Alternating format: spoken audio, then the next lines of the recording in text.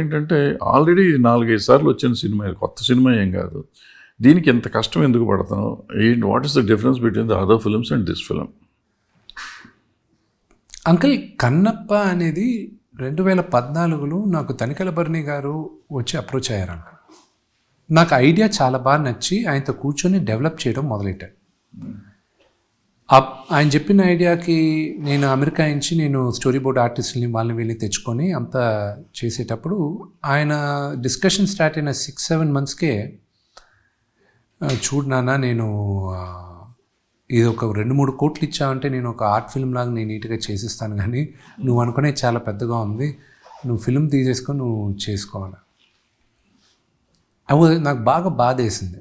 అరే నేను చేయాలనుకున్నాను ఎలా ఆ కథ తీసుకొని డెవలప్ చేయడం మొదలెట్టాను. నా వర్షన్ రాయడం మొదలెట్టాను. నేను కొంతమందితో రాయించాను, అంతా చేశాను. అప్పటి నుంచే లొకేషన్ స్కౌటింగ్ చేయించాను, స్టోరీ బోర్డ్ చేస్తున్నాను, ఆభరణాలు ఏంటి, వెపన్స్ ఏంటి, ఇదేంటి అంతా చేయిస్తున్నాను. దానికి నాన్నగారి మధ్యలో అంటూ ఉండేవారు, అరే నువ్వు లొకేషన్ స్కౌటింగ్ అనే దేశాలన్నీ తిరుగుతున్నావు, నువ్వు డైరెక్టర్ లేకుండా నువ్వు వెళ్ళి ఏం తిరిగి చేస్తావురా నువ్వు? లేదు నాన్న, నేను చెప్తాను.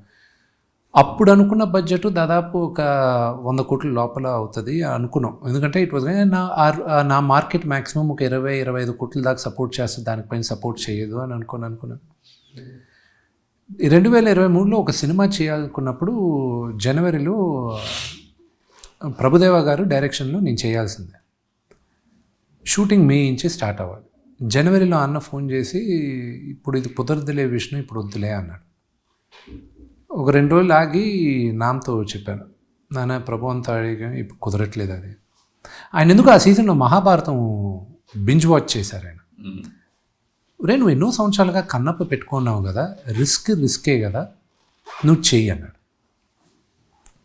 100 crores పైన అవ్వచ్చు, ఇది బడ్జెట్ నువ్వు 25 కోట్లకు చేసినా రిస్కే, నువ్వు 1000 కోట్లకు చేసినా రిస్కే, మన ఇండస్ట్రీ అలాంటిది, దేవుడి పైన భారం వేసి దిగేసి మిగతాది నేను చూసుకుంటాను అన్నాడు.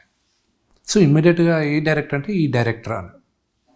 ఓకే అని ఆయన జడ్జ్మెంట్ కన్నా ఏమొద్దు ఒక డైరెక్టర్ ఇలాంటి సబ్జెక్ట్కి.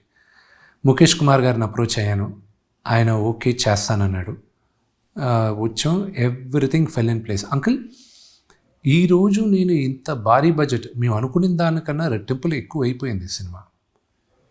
ఈరోజు నేను వెనక్కి తిరిగి చూస్తుంటే, ఇలాగ ఇంటర్వ్యూస్ చేసేటప్పుడు వీళ్ళందరూ ఈ ఆర్టిస్టుల పేర్లు, మేము చేసిన లొకేషన్స్ ఎవరిని చెప్తుంటే